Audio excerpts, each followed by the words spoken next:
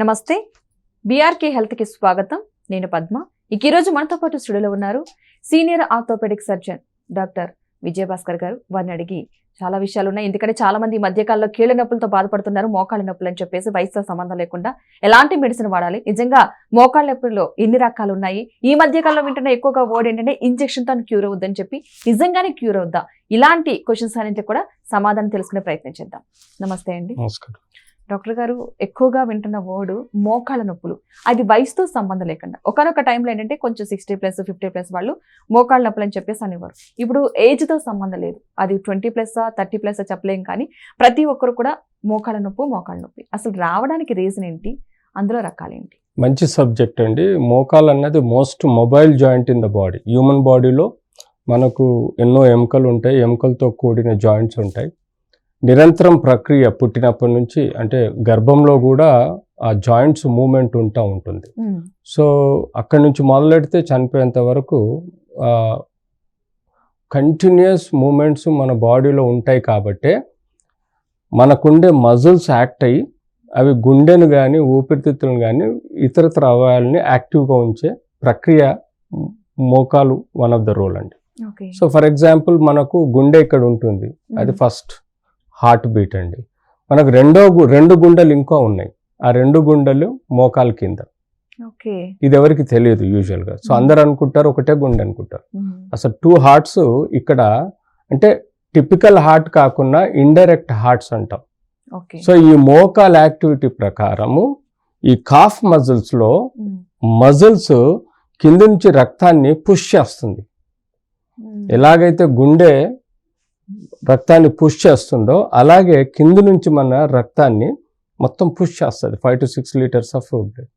So ఇంత most active నీ జాయింట్స్లలో పుట్టినప్పటి నుంచి చనిపోయేంత వరకు ఎన్నో సమస్యలు ఉన్నాయి. అందులో కోల్డ్ సమస్యలు ఉంటాయి, హాట్ సమస్యలు ఉంటాయి. సో కోల్డ్ సమస్యలు అంటే యూజువల్గా పుట్టుకతోటి హెరిడిటరీగా వచ్చేది. అది చిన్న వయసులో మనకు సెప్టిక్ ఆర్థరైటిస్ అనుకుంటాం, లేకపోతే రుమటాయిడ్ ఆర్థరైటిస్ అనుకుంటాం. అంతేకాకుండా కొన్ని మిడిల్ ఏజ్లో వచ్చేటి ఉంటాయి. ఆ మిడిల్ ఏజ్లో వచ్చేటి psoriatic arthritis, gouty arthritis, rheumatoid arthritis, septic arthritis, traumatic అంటే దెబ్బలు దాటం వలన వచ్చే మోకాల్లో డిఫరెన్సెస్ ఉంటాయి. అంతేకాకుండా సైనోవైటిస్ అంటాం, అంటే అందులో ఉండే పొర క్యాప్సుల్ అంటాం, ఆ క్యాప్సుల్ ఇరిటేట్ అవటం వల్ల వచ్చే సమస్యలు ఉంటాయి. ట్యూమర్స్ కూడా ఉంటాయి, కొన్ని ట్యూమర్స్ కూడా జాయింట్స్లలో మోకాళ్ళలో వస్తుంటాయి. సో వీటన్నిటి వేరియేషన్, ఈవెన్ టీబీ, ట్యూబర్క్లోసిస్, ఊపిరితిత్తులే కాదు మోకాళ్ళల్లో కూడా టీబీ వ్యాధి వచ్చే ప్రమాదం ఉంటుంది. సో ఇలాంటి అన్నిటి వలన మోకాల అవస్థలు ఉంటాయి. కానీ మోస్ట్ కామన్గా మనం వినేది ఒకటే, 45-50 ఏళ్ళ బట్టి తర్వాత వచ్చే అరిగిపోయే డీజనరేటివ్ ఆస్టియోఆర్థరైటిస్ కామన్గా చూస్తాం మనం. అందులో ముఖ్యంగా 55 ఏళ్లకు 60 ఏళ్ళకే మేజర్ మోకాలు మార్పిడి ఆపరేషన్ అనేది కామన్గా జరుగుతుంది. సో దాని పాయింట్ ఆఫ్ వ్యూలో మనం మాట్లాడుకుంటే అది కామన్. మిగతా సెప్టిక్ ఆర్థరైటిస్ కానీ, రుమటాయిడ్ ఆర్థరైటిస్ కానీ, గౌటీ ఆర్థరైటిస్ కానీ, సోరియాటిక్ ఆర్థరైటిస్ కానీ, ట్యూబర్క్లోసిస్ ఆర్థరైటిస్ కానీ, ట్రోమాటిక్ ఆర్థరైటిస్ కానీ, ఇవన్నీ మనకు 5 to 10% ఉంటే 90% మనం ఈ మధ్యకాలంలో చూసేది డీజనరేటివ్, అంటే అరిగే. అంటే ఎలాగైతే మనకు ఒక ఇంజన్లో ఒక బేరింగ్ ఉంటుందో ఆ బేరింగ్ అరగడానికి మనకు 5 సంవత్సరాలు 10 సంవత్సరాలు పడుతుంది. కానీ మన మోకాలు బేరింగ్ దాదాపుగా 60-70 సంవత్సరాలు పనిచేస్తుంది. So you can see the longevity. ఒక ఇంజన్ బేరింగ్ కేవలం 5-10 సంవత్సరాలు పనిచేస్తే మన బేరింగ్ దాదాపుగా 50-60 సార్లు, కొంతమందికి 80 సంవత్సరాల వరకు కూడా పనిచేస్తుంది. But there is a wear and tear. ఆ వేర్ అండ్ టియరే అంటే సహజంగా అరిగిపోయే పద్ధతినే మనం వేర్ అండ్ టియర్ అంటాం. సో ఆ వేర్ అండ్ టియర్ అన్నది కొంతమందికి చిన్నప్పుడు మధ్యకాలంలో రావచ్చు, కొంతమందికి చాలా ఎక్కువ పర్సెంటేజ్, ఇందులో కూడా 90% 45-50 ఇయర్స్ తర్వాత వస్తుంది. సో ఓన్లీ 5 to 10% ఎర్లీ లైఫ్లో రావచ్చు. సో ఏదేమైనా మోకాలు అన్నది హింజ్ జాయింట్ అండి. ఇలా మూమెంట్ ఉంటుంది, కొంచెం రొటేషనల్ ఉంటుంది కానీ అది తక్కువ ఉంటుంది, హింజ్ జాయింట్. ఈ హింజ్ జాయింట్ తొడ ఎముక కాలు ఎముకకు మధ్యలో ఒక పటేలా ఎముక అని పైన ఉంటుంది. ఈ 3 ఎముకల కలయికనే హింజ్ జాయింట్. ఈ ఎముకకు పొర ఒక 2 to 3 mm పొర ఉంటుంది, దాన్ని మనం కార్టిలేజ్ అంటాం, మృదులాస్థి, ఓకే. ఏదైతే సాఫ్ట్ బోన్ అంటాం. అలాగే ఈ బోన్కి కూడా కార్టిలేజ్ ఉంటుంది. దీనికి రెండింటికి మధ్యలో మనకు మెనిస్కస్ అని మెత్తటి డిస్క్ ఉంటుంది. అది మనం ఎగిరి దుంకినా కూడా షాక్ అబ్జర్వర్ లాగా పనిచేస్తుంది. సో మనకు కార్టిలేజ్, మృదులాస్థి అంటాం, తర్వాత 2 ఎముకల మధ్యలో ఉండే meniscus. This is called bearing అండి. అసలు బేరింగ్ ఆఫ్ ద మోకాల్ అంటే ఇదే, కార్టిలేజ్ అండ్ మెనిస్కస్ రెండు కలిపి మోకాల్ని ఆడించేదే బేరింగ్ లాగా, దాన్నే మనం కార్టిలేజ్ అంటాం. సో మనకి ఈ మధ్య కాలంలో ఎక్కువగా ఏమవుతుందంటే ఈ బేరింగ్ వేర్ అండ్ టేర్ అరగటం వలన స్టేజ్ 1, 2, 3, 4లో అరుగుతుందండి. స్టేజ్ 1, 2, 3 అనేది మేము ఎందుకు వేరియేషన్ చేసుకుంటామంటే ఏ స్టేజ్లో ఏ ట్రీట్మెంట్ ఇవ్వాలన్నది డిటర్మైన్ అవుతుంది. ఏ స్టేజ్లో ఎంత అరుగుతుంది, ఏ స్టేజ్లో ఏ ఆపరేషన్ కావాలి, ఏ మందులు కావాలి, ఏ ట్రీట్మెంట్ ఇవ్వాలన్నది వి డిటర్మైన్. సో స్టేజ్ 1, 2, 3 మేము మోకాలుకి ఇవ్వాల్సిన పట్టీలు ఇస్తాం, మోకాలుకి ఇవ్వాల్సిన మెడిసిన్స్ ఇస్తాం, ఫిజియోథెరపీ చెప్తాం, బరువు తగ్గించమని చెప్తాం, ఫ్యూ మెడిసిన్స్, పెయిన్ కిల్లర్స్ కానీ లేకపోతే విటమిన్స్, ఏవైతే కార్టిలేజ్ సంబంధించిన విటమిన్స్ ఇవ్వడం, ఇలాంటివన్నీ చేస్తూ ఉంటాం. సో స్టేజ్ 1, 2, 3, 4 అనేది 4 స్టేజెస్. ఇందులో ముఖ్యంగా మనం డిటర్మైన్ అవ్వాలి. ఫైనల్ స్టేజ్ స్టేజ్ 4లో యూజువల్గా సర్జరీ రిక్వైర్మెంట్ ఉంటుంది. So this is what the types of the ఏదైతే మోకాలు నొప్పులకు కారణం అండ్ మోకాలు నొప్పులు ఈ విధంగా డివిజన్ చేయడం జరుగుతుంది. ఓకే. యాక్చువల్గా ఏంటంటే ఇన్ని స్టేజ్లు ఉంటాయని ఎవరికి తెలియదు. కరెక్ట్. ఫస్ట్ స్టేజ్ అంటే పెయిన్ వస్తుందనగా ఒక పెయిన్ కిల్లర్స్ వేసుకోవడం, ఒక 1 year 2 years ఆగడం, హాస్పిటల్కి వెళ్ళడం, ఆపరేషన్, సర్జరీ, ఇది. కానీ ఈ మధ్యకాలం ఇంకొకటి కూడా వస్తుంది ఎక్కువగా, పిఆర్పి ఇంజెక్షన్ ఒక్కటి ఇస్తే చాలు మీ నొప్పి అంతా, అసలు సర్జరీ లేకుండా. అంటే ప్రతి ఒక్కరు, కొంతమంది సర్జరీకి భయపడేవారు ఇదివరకు, అంటే 60+ సర్జరీ కాబట్టి వాళ్ళది వేరే విషయం. ఇప్పుడు చిన్న వయసు వాళ్ళకి కూడా ఏంటంటే ఒక్క ఇంజెక్షన్ చాలంటే ఈజీ అయిపోతుంది కదా, చాలా తొందరగా క్యూర్ అయిపోతుంది కదా. నిజంగానే ఆ ఇంజెక్షన్ యూజ్ అవుతుందా, అండ్ దానివల్ల ఏమన్నా సైడ్ ఎఫెక్ట్స్ వచ్చే అవకాశం ఉందా అనేది ఆలోచించట్లేదు. సో చెప్పరా దానికోసం? అబ్సల్యూట్ రైట్ క్వశ్చన్ అండి. ఈ రోజు మన కామన్ పీపుల్కి, ఈవెన్ ఎడ్యుకేటెడ్ వన్కు, అన్ఎడ్యుకేటెడ్ పీపుల్, గ్రామస్తులకు తెలవాల్సిన విషయం ఏంటంటే గత 50 సంవత్సరాల నుంచి ఎన్నో రకాల మందులు వచ్చాయి, ఇంజెక్షన్స్ వచ్చాయి. అన్నీ ఒక స్టేజ్ వరకు కొంత హెల్ప్ చేస్తున్నాయి కానీ పూర్తిగా హెల్ప్ చేయటం లేదు. సో వీరు ఇప్పుడు పిఆర్పి ఇస్తున్నారు. పిఆర్పి మేము ఎప్పటి నుంచో ఇవ్వడం మొదలెట్టాము.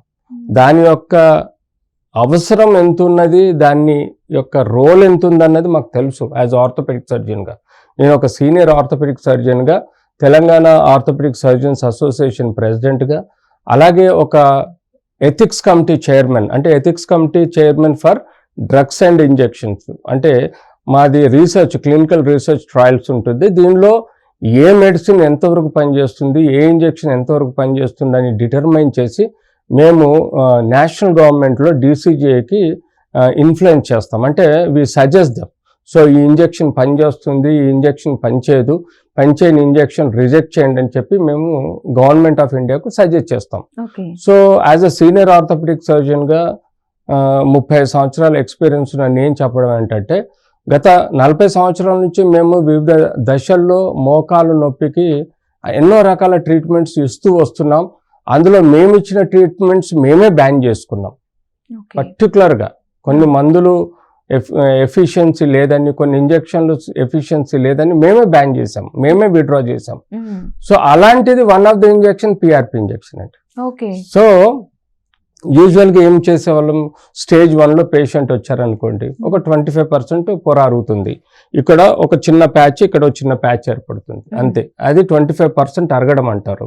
దాంతోపాటు మోకాలు వాపు, నొప్పి, కొంచెం అంటే ఒక కిలోమీటర్ నడుస్తే నొప్పి వస్తుందని కంప్లైంట్ చేస్తారు. ఆ స్టేజ్లో మేము ఏం చెప్తాం, బేసిక్గా ఒక ప్లేన్ ఎక్స్రే తీసుకుంటాం. ప్లేన్ ఎక్స్రేలో కొంచెం స్పేస్ తగ్గి ఉంటుంది, అంతే తప్ప ఇంకేమీ తగ్గి ఉండదు. సో ఓవరాల్గా క్లినికల్ డయాగ్నోసిస్ ప్రకారం మేము వాళ్ళకి ఏమిస్తాం, ఒక చిన్న క్యాప్ కానీ లేకపోతే ఫిజియోథెరపీ కానీ జాగ్రత్తలు పాటించమంటాం. ఒబేసిటీ ఉంటే బరువు తగ్గించుకోమంటాం. యాక్టివిటీస్లో కొంచెం జాగ్రత్తగా ఉండండి, బట్ యథావిధిగా మీరు వాకింగ్ అది మెల్లగా చేసుకోవచ్చు, విగరస్గా చేయొద్దు. కానీ ఎరోబిక్ ఎక్సర్సైజెస్ బెటర్ అంటాము, స్విమ్మింగ్ బెటర్ అంటాము, సైక్లింగ్ బెటర్ అంటాము, వాకింగ్ కొంచెం అవాయిడ్ చేయండి అని చెప్తాం. అది స్టేజ్ 1 ట్రీట్మెంట్. అక్కడ మనం కొన్ని కార్టిలేజ్ సంబంధించిన విటమిన్స్ ఇస్తే రికవరీ అవుతారు. స్టేజ్ 2 అంటే ఈ ప్యాచెస్ పెరిగిపోయి 50% అవడం, 50% ప్యాచెస్ పెరగడం. ఈ పొరలు ఏవైతే ఉంటుందో దీనిలో 50% ప్యాచెస్ ఏర్పడడం. ఇప్పుడు రోడ్డు పైన మన గతుకులు ఏర్పడినట్టు మనకి ఇక్కడ కూడా ప్యాచ్లు ఏర్పడతాయి, అక్కడక్కడ గతుకులు ఏర్పడినట్టు ప్యాచెస్ వస్తాయి. అది 50% పెరగడం. దాంతో పాటు ఏవైతే పెయిన్, వాపు, టెండర్నెస్, నొప్పి ఇవన్నీ సిమ్టమ్స్ ఇంకా అధిగమించడం, పెరగడం. అది స్టేజ్ 2 అండి. అక్కడ కూడా మేము ఏం చేస్తామంటే యథావిధిగా మోకాళ్ళకి ఇవ్వాల్సిన బ్రేస్ ఇవ్వడం, జాగ్రత్తలు పాటించండి, కింద కూర్చోకండి, స్క్వాటింగ్ చేయకండి, పూజ ఏది చేసినా ఎత్తు కూర్చోమని చెప్తాం, భోజనం చేసినా ఎత్తు కూర్చోమని చెప్తాం. అంతేకాకుండా వాళ్ళకి మేము స్పెసిఫిక్గా స్విమ్మింగ్, సైక్లింగ్ బెస్ట్ ఎక్సర్సైజ్ చెప్తాం. మెట్లెక్కేటప్పుడు హ్యాండ్ సపోర్ట్ తీసుకోమని చెప్తాం. దాంతోపాటు కొన్ని మెడిసిన్స్ అంటే పెయిన్ కిల్లర్స్ యాడ్ చేయాలి, జాయింట్ కార్టిలేజ్ విటమిన్స్ యాడ్ చేయాలి. దానికి తోడు ఫిజియోథెరపీ, అంటే ఫిజియోథెరపీలో మేము మోకాలు కండరాలు స్ట్రెంగ్తన్ చేయడానికి మేము ఫిజియోథెరపీ చెప్తాం. దాంతోపాటు షార్ట్ వేవ్ డయాథెరపీ పెడుతుంటాం. సో వీటి వల్ల ఏంటంటే ఆ ప్రెషర్ తగ్గుద్దండి. సో స్టేజ్ 2లో అది ఇస్తాం. స్టేజ్ 2, 3లో 75% పొరలు అరుగుతాయండి. దాంతోపాటు నొప్పి పెరుగుద్ది. మోకాలు మనకు ఇలా ఉండాల్సింది కొంచెం ఇలా బెండ్ అవుతుంది, కొంచెం లోపలికి బెండ్ అవుతాయి. ఆ బెండ్ అవడంతో పాటు కొంచెం నడక కష్టం అవుతుంది, మెట్లెక్కడం కష్టం అవుతుంది స్టేజ్ 2, స్టేజ్ 3లో. సో ఆ స్టేజ్లో మేము ఇదివరకు స్టెరాయిడ్ ఇంజెక్షన్ ఇచ్చేవాళ్ళం. ఏది ఒక 20 సంవత్సరాల క్రితము మేము స్టెరాయిడ్ ఇంజెక్షన్ ఇచ్చేవాళ్ళం. అది స్టెరాయిడ్ ఇంజెక్షన్ యూజువల్గా నొప్పి భరించని ముసలి వాళ్ళకి ఎక్కువగా ఇచ్చేవాళ్ళం, ఎందుకంటే వాళ్ళకి ఇమ్మీడియట్ రిలీఫ్ రావాలి at any cost. So steroid ఇవ్వటం వల్ల మేమేంది అందులో గ్రహించింది ఏంటంటే ఆ స్టెరాయిడ్ని ఇప్పుడు మేము బ్యాన్ చేసాం. ఇంజెక్షన్ ఒకప్పుడు విపరీతంగా ఇచ్చేది, ఇప్పుడు మేము బ్యాన్ చేసాం. ఎందుకు? స్టెరాయిడ్ ఇవ్వటం వల్ల పెయిన్ రిలీఫ్ వస్తుంది, కానీ ఇండైరెక్ట్ గా ఆ వ్యక్తికి యొక్క మోకాలు విపరీతమైన యూటిలిటీ పెరుగుతుంది, నొప్పి లేదని. అంటే ఈ స్టెరాయిడ్ అన్నది జనరల్ గా టోటల్ పర్సనాలిటీని ఎట్లయితే మెస్మరైజ్ చేస్తుందో అలాగే మోకాలను కూడా మెస్మరైజ్ చేస్తుంది. తెలియక మనం మోకాలిని మిస్యూజ్ చేస్తాం. ఎందుకు? ఈ స్టెరాయిడ్ అన్నది మోకాల్ని మొద్దుబారిస్తుంది అంటే పూర్తిగా న్యూరోపతిక్ జాయింట్ అంటాం. అంటే ఆ మోకాలు నొప్పి లేకుండా జీరో పెయిన్ లో ఉంటుంది కాబట్టి ఆ వ్యక్తి మిస్యూజ్ చేస్తాడు. విపరీతం మనం యూజ్ చేయటం వల్ల మోకాలు 10 సంవత్సరాల్లో చెడిపోయేది 5 సంవత్సరాల్లో చెడిపోతుంది. సో దీన్ని మేము పరిగణలోకి తీసుకొని మేము స్టెరాయిడ్ కూడా బ్యాన్ చేసాం.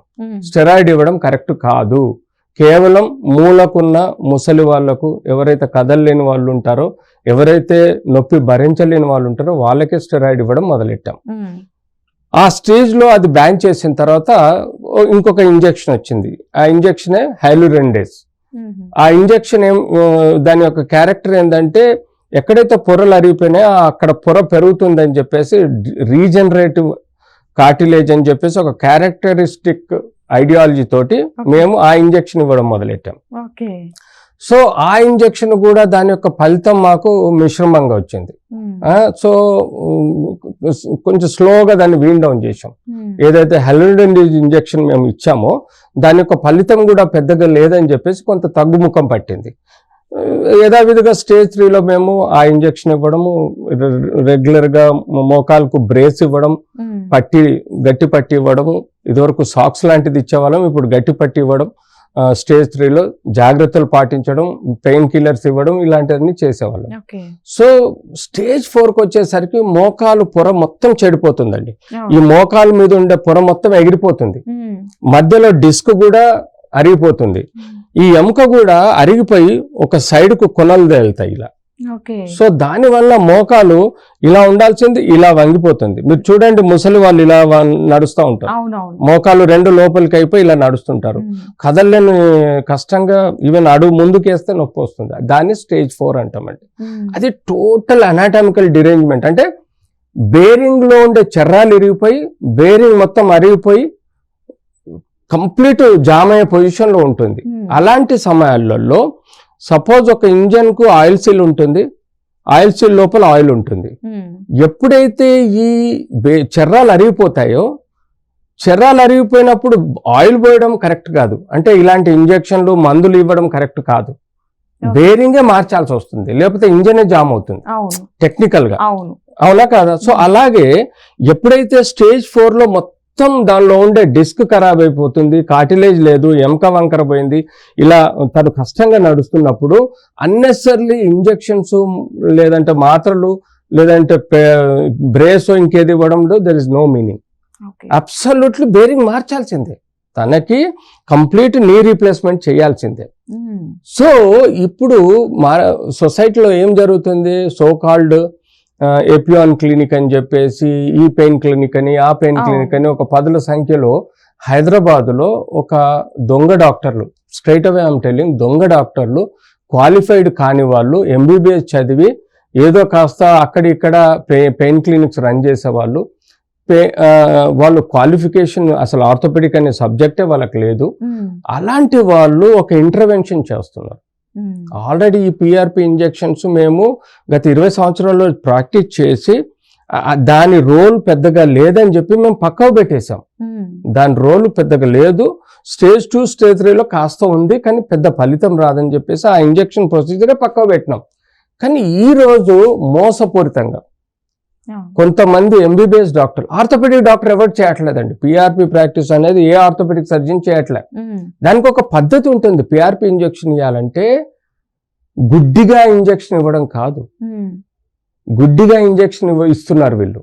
మేము ఎలా ఇస్తాము పిఆర్పి ఇంజెక్షన్ అంటే, ఒక కీహోల్ ద్వారా ఒక టెలిస్కోప్, ఆథ్రోస్కోపీ అనేది ఉంటుంది, మోకాల్లోకి పంపించి ఎక్కడైతే ప్యాచ్ ఉందో అక్కడ ప్యాచ్ ని క్లీన్ చేసి అక్కడ మేము ఈ ఇంజెక్షన్ ఇస్తాం. అంతేగాని వీళ్ళు ఏం చేస్తున్నారండి, ఈ so called non orthopaedic surgeons or డాక్టర్లు, వీళ్ళు మోకాల్లో క్యాప్సూల్ లోపల ఫ్లూయిడ్ లోకి ఇస్తున్నారు. అది ఎక్కడ ప్యాచ్ ఉందో వాడికి తెలియదు. ఆ అల్ట్రాసౌండ్ స్కానింగ్ అంటాడు, అల్ట్రాసౌండ్ స్కానింగ్ లో ప్యాచ్లు కనబడవు, కానీ పేషెంట్ ను మెస్మరైజ్ చేసి వాడు ఏం చేస్తున్నాడు అంటే, సపోజ్ తార్ రోడ్ మీద మనకు గుంత ఉంది, ఆ గుంతను పూడ్చాలంటే ఏం చేస్తాడు వాడు, గుంతను మొత్తం క్లీన్ చేసి దాన్ని కొంచెం డ్రిల్ చేసి కరెక్ట్ తార్ని నింపుతాడు. కానీ వాడు మొత్తం రోడ్లో పారేయడు కదా తారు. సో వీడేం చేస్తున్నాడండి, ప్యాచ్ స్పెసిఫిక్ గా ట్రీట్మెంట్ ఇవ్వట్లేదు. వాడు ఇచ్చే ఇంజెక్షన్ ఎడిపోతుందో ఎవరికి తెలియదు, చూసే స్కానింగ్ లో కనబడదు, సిఎం లో కనబడదు ప్యాచ్ కి వరకు పోతుందా లేదా అనేది. కానీ ఆ ఇంజెక్షన్ ఇలా లోపలికి పోతుంది, అది మధ్యలో ఉండే ఫ్లూయిడ్ లోపల, లూబ్రికేటింగ్ ఫ్లూయిడ్ లోపల ఇంజెక్షన్ ఇస్తున్నాడు. This no meaning. ఇప్పుడు ప్యాచ్ ఉన్న దగ్గర తారేస్తారు కానీ రోడ్డు మీద తారు పడేస్తే ప్యాచ్ కూడుకోపోదు కదా. సో వీడు చేసే పని ఏంటంటే వీడు ఇలా చేస్తున్నాడు, ఇంజెక్షన్ ఇస్తున్నాడు, దాని వల్ల ఫలితం లేదు. మీరు లూబ్రికేటింగ్ ఫ్లూయిడ్ లో మీరు పిఆర్పి ఇంజెక్షన్ ఇవ్వడం ఏంటి, అసలు పిఆర్పి ఇంజెక్షన్ అనేది ప్యాచ్ కు ఇవ్వాలి. పిఆర్పి ఇంజెక్షన్ అంటే ఏంటంటే, పేషెంట్ యొక్క రక్తం 10 నుంచి 20 ml వరకు తీసుకుంటాం. తీసుకొని ఆ రక్తాన్ని మేము ల్యాబ్ లో సెంట్రిఫ్యూజ్ చేసి క్రీమీ లేయర్ అంటాము, పైకి వచ్చేస్తుంటుంది. సెంట్రిఫ్యూజ్ అంటే హై స్పీడ్ లో RPM లో తిప్పుతాం రక్తాన్ని.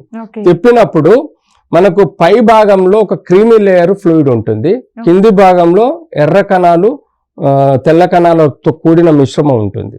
సో పై భాగంలో కూడిన ఈ క్రీమీ లేయర్ ని మేము ప్లేట్లెట్స్ అంటాం. పిఆర్పి అంటే ప్లేట్లెట్ రిచ్ ప్లాజ్మా. సో ఈ ఏదైతే పసుపచ్చని green or creamish colour fluid ఉంటుందో దాన్ని ఇంకా ఫర్దర్ మళ్ళీ ఒక్కసారి మేము సెంట్రిఫ్యూజ్ చేస్తే మాకు గ్రోత్ ఫ్యాక్టర్స్ అని వెళ్తాయి. దీన్ని మేము పేషెంట్ రక్తంలో నుంచి తీసుకొని స్పెసిఫిక్ ప్రాసెస్ ద్వారా అవి సిరెంజ్ లో తీసుకొని మేము యూజువల్ గా టెక్నికల్ గా ఎలా ఇవ్వాలంటే, ఆర్థోపెడిక్ సర్జన్ గా మోకాల్కు కీహోల్ చేసి దానిలో నుంచి ఆథ్రోస్కోప్ అనే స్కోప్ ను పంపించి కరెక్ట్ కంటితో ఆ ప్యాచ్ ను విజువలైజ్ చేసి ఆ ప్యాచ్ ను మొత్తం క్లీన్ చేసి ఆ ఎముక పొరల్ని కొంత రఫ్ నేచర్ కి తీసుకొస్తే బ్లీడింగ్ అవుతుంది. ఎప్పుడైతే అట్లా బ్లీడింగ్ అయినప్పుడు ఈ పిఆర్పి ఇవ్వడం కానీ లేదా ప్యాచ్ పెట్టడం కానీ చేస్తే అది కొంత మేరకే సక్సెస్ రేట్ ఉంది. అది స్టేజ్ 2 స్టేజ్ 3లో. అంతేగాని స్టేజ్ 4లో దాని ఫలితం ఏమీ ఉండదు. స్టేజ్ 4 అంటే సర్జరీ అండి. స్టేజ్ 2, 3 వరకే ఇంజెక్షన్ ఇవ్వాలి. కానీ వీళ్ళు దొంగ డాక్టర్లు ఏం చేస్తున్నారంటే వీళ్ళకు బేసిక్ అనాటమీ తెలియదు. వీళ్ళు ఏం చేస్తున్నారు, అల్ట్రాసౌండ్ లో ప్యాచ్ చూపెడుతున్నారు. అసలు impossible. I will challenge the anyone, A doctor నేను ఛాలెంజ్ చేస్తాను. గుడ్డిగా అల్ట్రాసౌండ్ లో కానీ సియామ్ లో, అంటే సియామ్ అంటే ఒక ఎక్స్రే ఇమేజింగ్ ఉంటుంది. సో దానిలో ప్యాచెస్ ఎట్టి పరిస్థితుల్లో కనబడాయి. కానీ వీళ్ళు సియామ్ లో మోకాలను చూయించడం, అల్ట్రాసౌండ్ లో మోకాలను చూయించి, ఇదిగో అమ్మ నీ ప్యాచ్ ఇక్కడ ఉంది, ఇక్కడ నేను ఈ ఇంజెక్షన్ వేస్తున్నాను, నీకు ఆపరేషన్ అవసరం లేదు, మీరు హ్యాపీగా నడవగలుగుతారని ఒక మభ్య పెట్టి ప్రజల్ని ఆ ఇంజెక్షన్ ఇస్తున్నారు. కానీ ఆ ఇంజెక్షన్ ఎక్కడికి పోతుంది, మోకాల మధ్యలో ఫ్లూయిడ్ లోకి పోతుంది, అది ప్యాచ్ లోకి పోవటంలా. దాని నుంచి ఇంకొక దొంగతనం ఇంకొక రాంగ్ పని ఏం చేస్తున్నారంటే మోకాలు చుట్టూ మత్తు ఇంజెక్షన్లు ఇస్తారు వీళ్ళు, ఈ డాక్టర్లు. ఏది లిగ్నోకైనో లేకపోతే సెన్సార్కైనో ఒక ఇంజెక్షన్స్ ఉంటాయి, మత్తు ఇంజెక్షన్. చుట్టూ మత్తు ఇంజెక్షన్లు ఇచ్చి ఈ మోకాలు సంబంధించిన నరాలు ఉంటాయండి, ఈ 4 నరాలని ఆర్ఎఫ్ అని ఉంటుంది, రేడియో ఫ్రీక్వెన్సీ అనే, అది నథింగ్ బట్ ఒక ఎలక్ట్రికల్ బర్నింగ్ అన్నమాట, అబ్లేటింగ్ థెరపీ. అంటే ఈ చుట్టూండే 4 నరాలను నిర్దాక్షిణ్యంగా కాల్చేస్తాడు. రేడియో ఫ్రీక్వెన్సీ అదొక పెద్ద మిషన్, ఒక పెద్ద మిషన్ లాగా చూపిస్తాడు.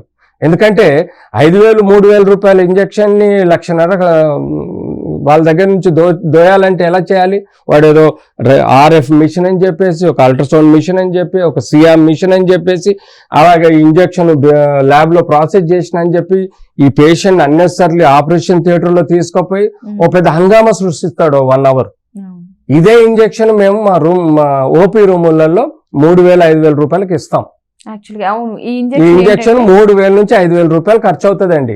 ఇదే ఇంజెక్షన్ మేము ఆథ్రోస్కోపీ ద్వారా ఇస్తాం, స్పెసిఫిక్ ఇవ్వాలంటే.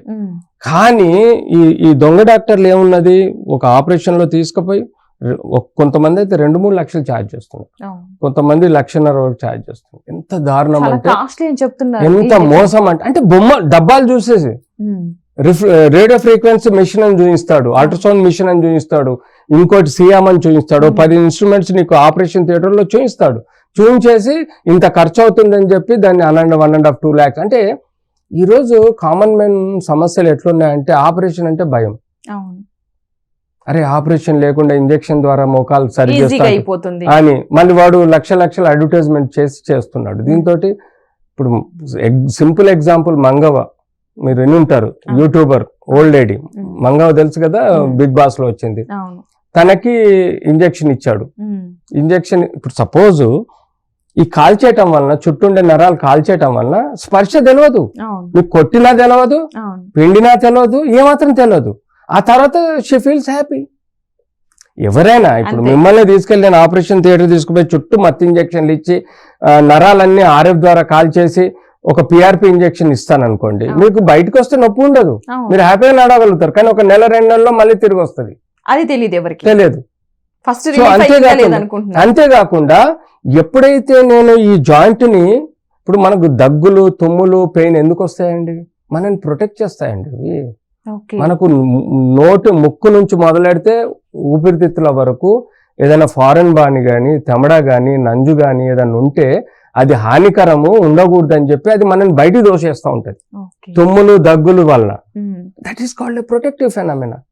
పెయిన్ అన్నది కూడా ప్రొటెక్టివ్ ఫెనామినా. కాస్త పెయిన్ మనం భరించుకోగలుగుతాం, ఎక్కువ పెయిన్ ఉంటే సరే మాత్రలు వాడుకోండి, ఏదో ఒకటి చేసుకోండి. కానీ ఈ జాయింట్ మొత్తం మీరు పనికి రాకుండా చేసేసి, నరాలను కాల్ చేసి, మత్తు ఇంజెక్షన్లు ఇచ్చేసిన తర్వాత ఆ లేడీ ఎంత మిస్యూజ్ చేయాలి ఆ మోకాన్ని? 10 సంవత్సరాలు దాని లైఫ్ ఉంటే 2 సంవత్సరాలలో ఆపరేషన్ దారితీస్తుంది.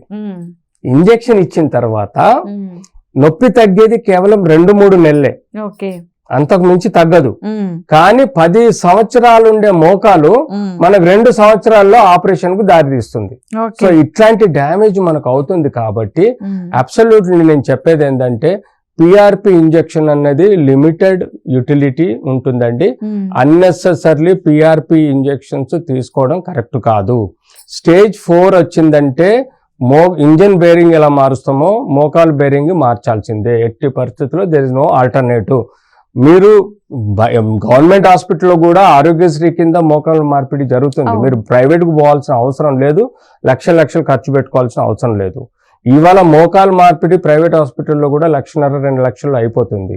ఇంజక్షన్ కు మీరు 1,00,000 2 లక్షలు ఇచ్చేసి మీరు అన్నెసరీ వృధా చేసుకోండి. వాళ్ళు ఎట్టి పరిస్థితుల్లో క్వాలిఫైడ్ డాక్టర్స్ కాదు. వాళ్ళ మీద ఆల్రెడీ కేసు బుక్ చేయడం జరిగింది. ఇలాంటి ఏవైతే మిస్టేక్ చేస్తున్నారు టెక్నికల్ గా they are not suppose to PRP injections అని మేము ఆల్రెడీ వాళ్ళని పిలవడం జరిగింది. మెడికల్ కౌన్సిల్ వాళ్ళు కూడా పిలవడం జరిగింది, కోర్టులో కూడా పిలవడం జరిగింది. సో వీటిలో మేము దాదాపుగా ఇప్పుడు ఒక 56 మంది పేషెంట్స్ యొక్క ఎవిడెన్స్లు ఉన్నాయి. వాళ్ళకి ఎట్టి పరిస్థితుల్లో ఏమాత్రం కూడా బెనిఫిట్ జరగలేదు, పోగా వాళ్ళ జాయింట్ మళ్ళీ సర్జరీకి దారి తీసింది. సో టెక్నికల్ గా మనం ఏం ఆలోచించాలంటే ఏ స్టేజ్ లో ఏది వాడాల్సింది అది వాడాలండి. అన్నెసర్లీ ఎవరైనా క్వాలిఫైడ్ ఆర్థోపెడిక్ సర్జన్ ఎవరైనా ఉన్నారంటే అది బుక్ లో ఇండికేట్ చేయబడుతుంది. ఏ స్టేజ్ లో నువ్వు సర్జరీ చేయాలి, ఏ స్టేజ్ లో సర్జరీ చేయొద్దని ఉంటుంది. మేము కూడా ఏదైనా తప్పు చేస్తే మేము కూడా లీగల్ గా బౌండ్ ఉంటాం. మేము స్టేజ్ 1, 2కు మోకాల ఆపరేషన్ చెయ్యము. స్టేజ్ 4లోనే ఎప్పుడైతే ఆవిడకి అన్ని రకాల కన్జర్వేటివ్ ట్రీట్మెంట్స్ ఇచ్చిన తర్వాత, అంటే ఇంజెక్షన్స్, మెడిసిన్స్, బ్రేసెస్, ఫిజియోథెరపీ, జాగ్రత్తలు, వెయిట్ రిడక్షన్ ఇవన్నీ చెప్పిన తర్వాత కూడా సంవత్సరాల కొద్దీ తను నొప్పి భరించలేని పరిస్థితిలో ఉంటే తప్ప, స్టేజ్ 4 డ్యామేజ్ ఉంటే తప్ప మేము మోకాలు మార్పిడి అంటే నీ రీప్లేస్మెంట్ సర్జరీ అనేది చెయ్యం. ఇది మీరు టెక్నికల్గా అర్థం చేసుకోండి. ఎవరైతే బూటకపు మాటలు మాట్లాడి ఇంజెక్షన్ ద్వారా ఆపరేషన్ అవసరం లేకుండా చేస్తామన్నది అది బూటకం అండి. ఆ ట్రయల్స్ అన్ని మేము చేసిన తర్వాతనే మేము వాటిని డిస్కార్డ్ చేయడం జరుగుతుంది. దయచేసి మిస్అండర్స్టాండ్ చేసుకోకండి. Take a proper orthopedic opinion and qualified orthopedic surgeon can treat the degenerative osteoarthritis. So unnecessarily ఎవరైతే చీట్ చేస్తున్నారో మార్కెట్లో డాక్టర్లు, a non orthopaedic surgeon, non qualified doctors ఎవరైతే ఉన్నారో వాళ్ళని మీరు పసిగట్టాలి.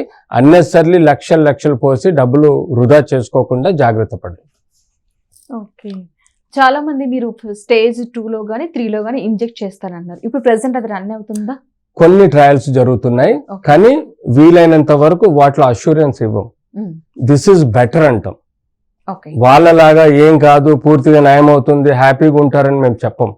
ఇది ఒక సపోర్టివ్ ట్రీట్మెంట్ అంటాం. ఎలాగైతే మీరు విటమిన్స్ ఓరల్ గా కార్టిలేజ్ విటమిన్ తీసుకుంటున్నారో, ఎలాగైతే మీరు ఫిజియోథెరపీ జాగ్రత్తలు పాటిస్తున్నారో, ఎలాగైతే పట్టి పెట్టుకుంటున్నారో, ఎలాగైతే ఫిజియోథెరపీ చేస్తున్నారో, ఎలాగైతే ఎక్సర్సైజ్ చేస్తున్నారో, అలాగే ఇదొక పార్ట్ ఆఫ్ ఇట్. ఈ పిఆర్పి ఇంజెక్షన్ అనేది కొంత సపోర్ట్ చేస్తుంది, కానీ it will not give life అని చెప్పేసి మేము చెప్తాం పర్టికులర్ గా. ఇంకోటి మేము నడక ఆపేమని ఎందుకు చెప్తామంటే, మనము suppose most of the degenerative changes లో మనకు కనబడేది ఏంటంటే ఒబేసిటీ ఉండటం వల్లనే మోకాళ్ళ మీద బరువు పడి మోకాలు అరిగిపోతుంది.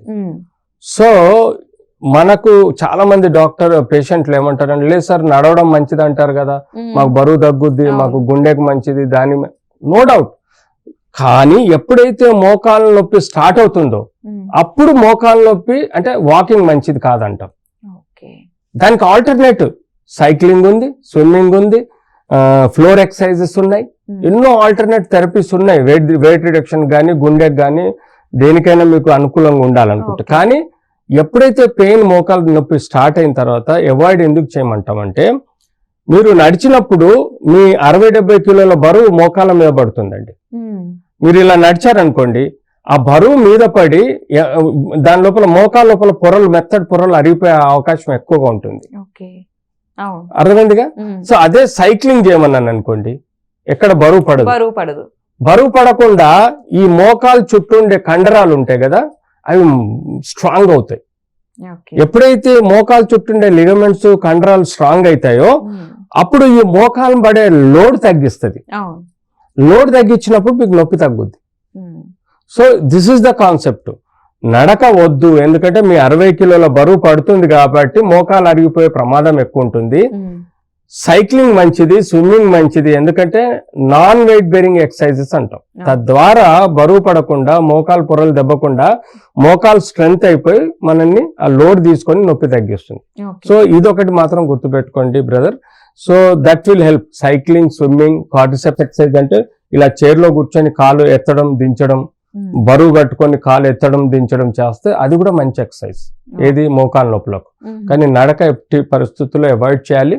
మీరు ఆల్టర్నేట్ మెథడ్స్ ఉంటాయి ఎక్సర్సైజ్, తద్వారా కూడా మీరు you can take care of your joint. Okay doctor, మీరు స్టేజ్ 1, 2, 3, 4 అని చెప్పుకుంటూ వచ్చారు. ఇన్ కేసు స్టేజ్ 1, 2, 3లో అంటే 4 అంటే కెలగ సర్జరీ అన్నారు కాబట్టి ఈ మూడిట్లో ఒకవేళ ట్రీట్మెంట్ తీసుకుంటే కనుక పర్మనెంట్ సొల్యూషనా లేకపోతే మరలా? నేను అదే అంటున్నాను, మీరు నడవకుండా ఇంట్లో కూర్చోలేరు. అవును, బాత్రూమ్ కైనా పోవాలి, కిచెన్ కైనా పోవాలి, ఏదో ఒక పనికి అయినా వెళ్ళాల్సిందే, తప్పదు. నడిచినప్పుడు మీకు వేరెంటీర్ ఉంటుందిగా. సో దీనికి మనం గ్యారంటీ ఇవ్వడానికి కుదరదు. వేరెంటీర్ అనేది కామన్, అన్లెస్ అంటిల్ పెరాలసిస్ వచ్చి పడుకుంటే తప్ప. అవునా కదా? పెరాలసిస్ వచ్చిన వ్యక్తి పడుకుంటే తప్ప మోకాళ్ళు మూమెంట్ ఉండదు. సో మిగతా వాళ్ళందరికీ మోకాళ్ళు ఆడడం ఇంపార్టెంట్ లైఫ్ లో. ఈవెన్ కిచెన్ కి పోవాలన్నా, బాత్రూమ్ పోవాలన్నా కూడా మోకాళ్ళు వాడాల్సిందే.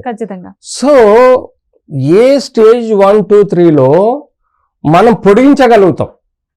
సపోజ్ స్టేజ్ 1 నుంచి స్టేజ్ 2కి ఒక 5 సంవత్సరాల్లో వచ్చేస్తున్నాడంటే ఈ జాగ్రత్తలు ట్రీట్మెంట్ ఇవ్వటం వల్ల స్టేజ్ 1 నుంచి 5 సంవత్సరాల బదులు 10 సంవత్సరాలు పొడిగించగలుగుతాం స్టేజ్ 2 పోవడానికి. స్టేజ్ 2 నుంచి స్టేజ్ 3 పోవడానికి ఇంకో 10 సంవత్సరాలు పొడిగించగలుగుతాం వైద్యంతో. కానీ న్యాచురల్ గా అరిగే ప్రొసీజర్ ని మనం ఆపలేం. ఎందుకంటే ఆ వ్యక్తి కనీసం బెడ్ నుంచి బాత్రూమ్ వరకైనా పోతాడు. పోయినప్పుడు మూమెంట్ వస్తుంది, మూమెంట్ వచ్చినప్పుడు వేరెంటీర్ అవుతుంది. So absolutely that is the natural. ఇవాళ రోజు యానిమల్స్ కి కానీ హ్యూమన్ బీయింగ్స్ కానీ వేరెంటీర్ కామన్ గా ఉంటుంది. దట్ ఈస్ ఏ రెగ్యులర్ సుదీర్ఘకాలపు యాక్టివిటీ. ఇది కాకుండా కీలవాతం వస్తే, లేకపోతే దెబ్బలు తగిలితే, లేకపోతే ట్యూమర్స్ అయితే, లేకపోతే ఇన్ఫెక్షన్ వస్తే వీటి వల్ల తొందర రావచ్చు, మిడిల్ ఏజ్ లోనే రావచ్చు. ఎముక అరగడం అన్నది రుమటాయిడ్ ఆర్థరైటిస్ పుట్టుకతోటి వస్తుంది. అది తల్లిదండ్రులతో వచ్చే వ్యాధి.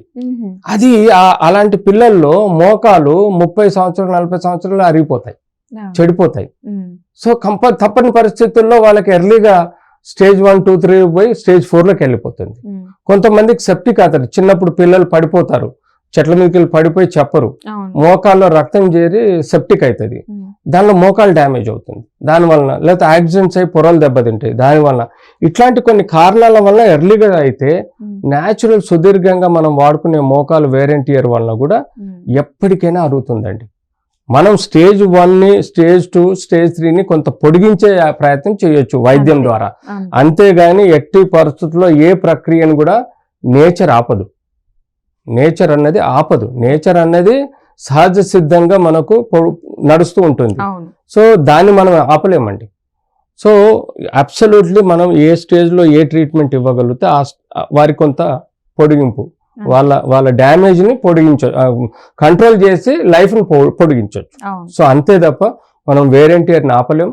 వైద్యం అన్నది ఒక పార్ట్ అండ్ పార్సల్ తప్ప న్యాచురల్ డీరేంజ్మెంట్. అందుకని మేము డీజనరేటివ్ ఆస్టియోఆర్థరైటిస్ అంటే, డీజనరేటివ్ అంటే వయసు పరంగా వచ్చే సుదీర్ఘమైన అరుగుదల అంటాం, దాన్ని డీజనరేషన్ అంటాము. ఆస్టియోఆర్థరైటిస్ అంటే మోకాలు యొక్క కీలవాతం అంటాం. సో ఆ వర్డ్ లోనే ఉంటుంది. ఇది బట్ న్యాచురల్ సుదీర్ఘమైన వ్యాధి. ఇది క్రమేణా వస్తుంది. ఎన్ని వైద్యం ఇచ్చినా కొంత కాపాడుతుంది, కానీ పర్మనెంట్ గా కాపాడడం అంటూ ఉండదు.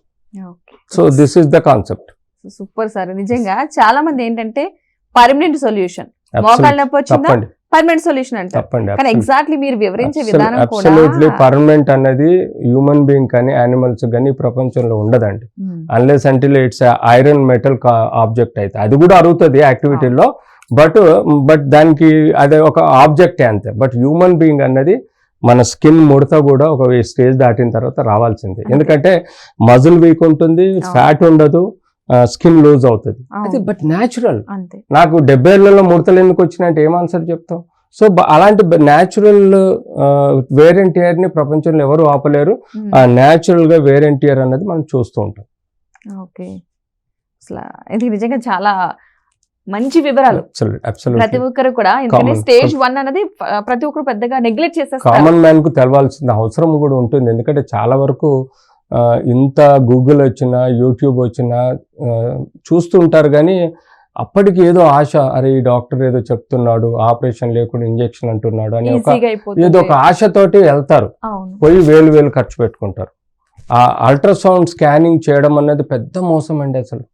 అసలు ఎంత ఘోరంగా చీట్ చేస్తున్నారు అంటే, అల్ట్రాసౌండ్ స్కానింగ్ అన్నది అసలు సాఫ్ట్ టిష్యూ కనబడుతుంది కానీ హార్డ్ బోన్ దాని చుట్టూ పొరలు కనబడవు.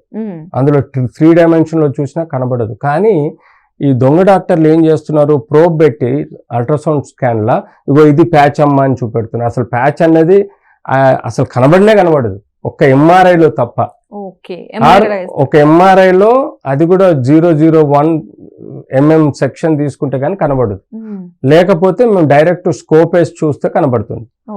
ఎక్స్రేలో కనబడదు, సిటీ స్కాన్లో కనబడదు, ఈవెన్ అల్ట్రాసౌండ్లో కనబడదు. కానీ వీళ్ళు అసలు ఎంత మోసం చేస్తున్నారు ప్రజలనంటే, నేను అదే మంగవ్ అనే ఆమె దగ్గర ప్రొసీజర్ అయిన తర్వాత 3 నెలలకు 4 నెలలకు రామనాయుడు స్టూడియోలో మా ఫ్రెండ్ వాళ్ళది మూవీ రిలీజ్ ఉంటే నేను వెళ్ళాను.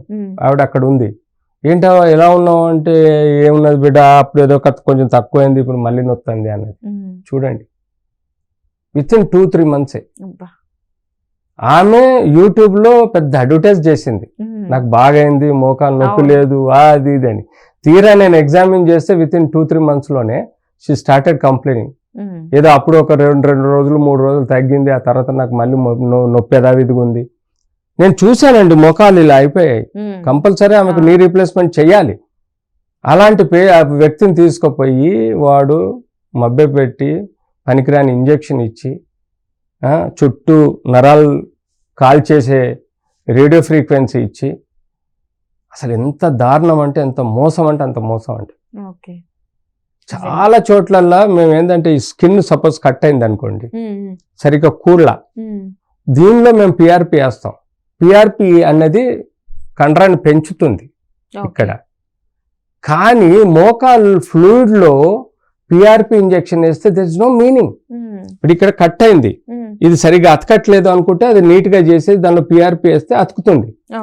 అది ఎందుకంటే టిష్యూ డైరెక్ట్ అటాక్ అవుతుంది, కనిపిస్తుంది కూడా. కానీ ఇక్కడ నువ్వు ఫ్లూయిడ్, లూబ్రికేటింగ్ ఫ్లూయిడ్ లో వేస్తున్నావు, నువ్వు ఆ ప్యాచ్ లో కూడా వేయటం తెలియట్లేదు. అంటే తెలియని పేషెంట్ కు, చదువురాని పేషెంట్ కు పెద్ద సియామ్ మిషన్ లో, ఎక్స్రే మిషన్ లో చూపెడుతున్నాడు, అల్ట్రాసౌండ్ స్కానింగ్ లో చూపెడుతున్నాడు, కరెక్ట్ ఆ ఇంజెక్షన్ అక్కడికే పోతుందేమో అనుకుంటారు. కానీ మాకు తెలుసు ఆ ఇంజెక్షన్ ఎక్కడ వేస్తున్నాడు, 2 మోకాల మధ్యలో వేస్తున్నాడు, ప్యాచ్ కేయట్లే. 2 మోకాల మధ్యలో ఏముంటుందండి, ఫ్లూయిడ్ ఉంటుంది. ఆల్రెడీ సైనోయిల్ ఫ్లూయిడ్ లో కూడా కొన్ని గుణాలు ఉంటాయి, కూర్చే గుణాలు ఉంటాయి, అదే పని చేయటం లేదు. మీరు పిఆర్పి వేస్తే ఏముంటుంది, అది కూడా స్టేజ్ 4లో అంటే ఇంకా దానంత పెద్ద మోసం, కుట్ర, డబ్బులు దొబ్బేయడం, లక్షలు తీసుకోవడం, మోసం చేయడం అనేది నిజంగా దానంత పెద్ద తప్పు లేదండి. డెఫినెట్లీ ఇంతకాలం మేము ఎన్నోసార్లు ఎంతో మంది ఆర్ఎంపీ డాక్టర్లు విపరీతమైన ప్రాక్టీస్ చేస్తుండేవాళ్ళు. బోన్ సెట్టర్స్ ఉంటారు, పుత్తూరు బోన్ సెట్టర్స్ అని, వీళ్ళని మేము పెద్ద పట్టించుకోలేదు. ఎందుకు పట్టించుకోలేకపోతే, సరే మేము లేని చోట వాళ్ళు ఉంటున్నారు, ఏదో ఎముకని, ఇప్పుడు యానిమల్స్ ఉన్నాయండి, ఫ్రాక్చర్స్ అవుతాయి, వాటితో అవే వీళ్ళు హీల్ అవుతాయి, వాటికైతే మనం డాక్టర్స్ అయితే ఉండరు అడవులలో. సో మనకొక సిస్టమ్ ఉంది, మన బాడీలో తనను తను కాపాడుకునే సిస్టమ్ ఉంటది. మీకు దగ్గు జలుబు ఏదొచ్చినా ఒక 15 రోజులు మీరు ఓపిక పట్టి ఉండండి, ఆ దగ్గు జలుబు తగ్గిపోతాయి, మీరు మందులు తీసుకోవాల్సిన అవసరం లేదు. ఎందుకంటే మన బాడీలో ఇమ్యూన్ సిస్టమ్ ఉంటుంది, మన బాడీలో లింఫాటిక్ సిస్టమ్ ఉంది, అది మన బాడీని రిపేర్ చేస్తుంది. కానీ ఆ 10 రోజులు మీరు బాధపడొద్దు, మీకు కష్టం కలగొద్దు, దగ్గులు తుమ్ములు రావద్దు అని చెప్పేసి మీరు డాక్టర్ దగ్గరికి వెళ్ళి మందులు వాడుకుంటారు, అంతే కదా. సో అలాగే మన కాలు ఫ్రాక్చర్ అయితే ఆ ఫ్రాక్చర్ మధ్యలో బ్లడ్ క్లాట్ ఉంటుంది, ఆ ఫస్ట్ బ్లడ్ క్లాటే ఆ ఫ్రాక్చర్ ని హీల్ చేస్తుంది. కేవలం ఒక 4 నుంచి 6 వారాలు ఆ ఫ్రాక్చర్ ని కరెక్ట్ ఒక కర్ర బద్దలతో పొజిషన్ పెడితే సరిపోతుంది. ఎక్కడ డాక్టర్ ఆర్థోపెడిక్ సర్జన్ రిక్వైర్మెంట్ ఉంటుంది, అది ఆ ఫ్రాక్చర్ కరెక్ట్ పొజిషన్ లో ఉందా, అనాటమికల్ గా, ఫిజియోలాజికల్ గా, అది మా బాధ్యత అండి. ఫ్యూచర్ లో ఆ ఎముక వంకరతకొద్దు, అవును. లేకపోతే చెయ్యి వంగిపోవద్దు, వంకర పోవద్దు అని చెప్పేసి ఒక క్వాలిఫైడ్ ఆర్థోపెడిక్ సర్జన్ ఇన్నోవేటివ్ గా ఇనిషియల్ గా మేము ఫ్రాక్చర్ ని సెట్ చేసి సిమెంట్ పట్టేస్తాం. అవును. అది గత ఎన్నో 100 సంవత్సరాల నుంచి నడుస్తుంది. కానీ ఈ రోజు ఏంటి, మూమెంట్ ఈజ్ లైఫ్. సపోజ్ నేను ఒక సాఫ్ట్వేర్ ఇంజనీర్ని, నేను ఇంట్లో పడుకొని కూర్చోలేను, 6 వారాలు నేను మూల కూర్చోలేను. I have to walk, I have to work. So అక్కడ లేటెస్ట్ సర్జికల్ సిస్టమ్స్ వచ్చాయి. లేటెస్ట్ సర్జికల్ సిస్టమ్ అంటే ఇంత మేజర్ ఫ్రాక్చర్ ని మేము చిన్న కీ హోల్ ద్వారా ఒక రాడ్ దోసేస్తాం లోపలికి. అప్పుడు ఏమవుతుంది, ఈ ఎముక ఇరిగిన ఎముకకు చిన్న చిన్న కీ హోల్ ద్వారా ఇమేజ్ ఇంటెన్సిఫైర్ అంటాం, ఎక్స్రే కంట్రోల్లో చూసి ఇక్కడ నుంచి రాడ్ ఫ్రాక్చర్ ని సెట్ చేసి తోసేస్తాం. దానివల్ల ఎముక స్ట్రైట్ అయిపోతుంది.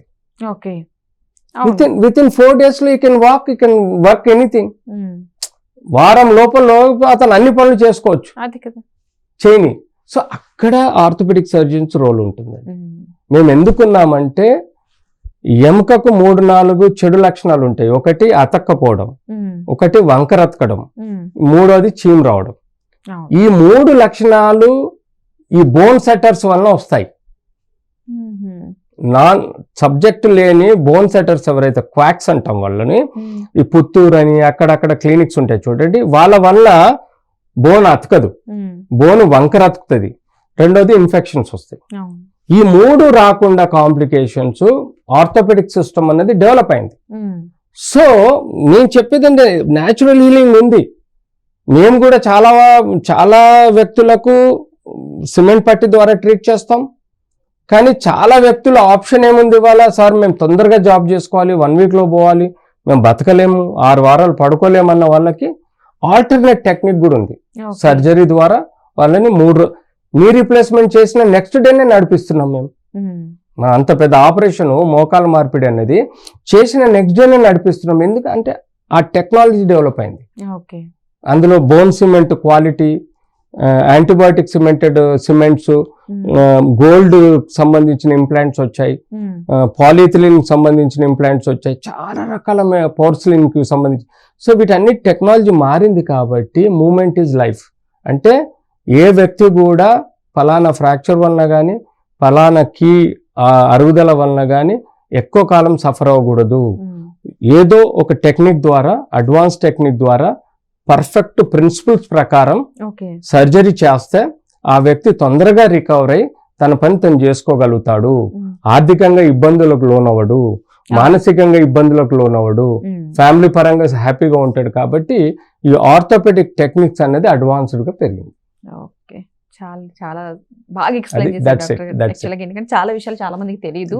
ఒక డాక్టర్ దగ్గరికి వెళ్ళడం, మెడిసిన్ తీసుకోవడం, వేసుకోవడం, లేదు సర్జరీ అంటే వెళ్ళిపోవడం, లేదు మోకాలకి ఇంజెక్ట్ చేస్తామంటే చేయించుకోవడం. అది ఎన్ని లక్షలు అవుతుంది, పెయిన్ అయితే తగ్గుతుంది అనుకుంటారు. కానీ ఇంత క్లియర్ కట్ గా ఆ రోజు తగ్గుద్దండి, వారం తగ్గుద్ది. ఆ తర్వాత మళ్ళీ ఆకలిస్తే అన్నం తిన్నట్టు, ఈ పూట ఆకలిస్తే అన్నం తిన్నాం, మళ్ళీ సాయంత్రం ఆకలిస్తుంది కదా. ఆ ఇంజెక్షన్ రోల్ కూడా అంతేనండి, స్ట్రైట్ అవే, సింపుల్, అంతే. సో ఏ ఇంజెక్షన్ అయినా దాని life span 6 hours to 12 hours ఉంటుంది. మత్తు ఇంజెక్షన్లకు వారం 10 రోజులు ఉంటుంది, అంతే తప్ప అబ్సల్యూట్లీ రాంగ్ వే ఆఫ్ అంటే advising the people, treating the people. ఎవరైతే పెయిన్ క్లినిక్స్ పేరు మీద మోసాలు చేస్తున్నారో వాళ్లకు డెఫినెట్లీ ఫ్యూచర్లో జైలు పోవాల్సి వస్తుంది. ఎందుకంటే already it is been in the process. మేము కేవలం కామన్ మ్యాన్కు మీ ద్వారా, మీ బీఆర్కే టీవీ న్యూస్ ఛానల్ ద్వారా తెలియజెప్పడం మా కర్తవ్యం కాబట్టి చెప్తున్నాను, అంతేగాని బట్ అబ్సల్యూట్లీ మీరు అర్థం చేసుకోవాలి. మీకెవరికైనా సపోజ్ నా ఈ ఇంటర్వ్యూ చూసిన తర్వాత మీకు ఇలాంటి సమస్యలు సక్సెస్ అయినా చెప్పండి, లాస్ అయినా 2 విషయాలు మాకు చెప్పండి, వాటిలో మేము క్రోడీకరించుకుంటాం. ఎందుకంటే నా జాబ్ ఏదండి, as a chairman of ethics committee, ఇలాంటి క్లినికల్ ట్రయల్స్ సొసైటీలో ఎలా జరుగుతున్నాయి, ఎంత వ్యక్తులకు ఈ ఇంజెక్షన్ ద్వారా ఫలితం దక్కింది, ఎంతమంది వ్యక్తులకు దక్కలేదు, ఈ ఇంజెక్షన్ ఫ్యూచర్లో ఇప్పిద్దామా వద్దన్న దానికి కూడా నాకు అనుకూలంగా ఉంటుంది. కాబట్టి దయచేసి మీరు మీ అనుభవాలని నా ఫోన్ నెంబర్కు మీరు కాంటాక్ట్ కావచ్చు. తద్వారా మీకు సాయం చేసిన వాళ్ళు అవుతారు, మీరు సొసైటీకి కూడా డెఫినెట్లీ హెల్ప్ఫుల్గా ఉంటారు. అవును. సో ఇలా నేను కామన్ డాక్టర్గా I'm not a great doctor, but I'm ethical doctor, ఇది చెప్పగలుగుతాను.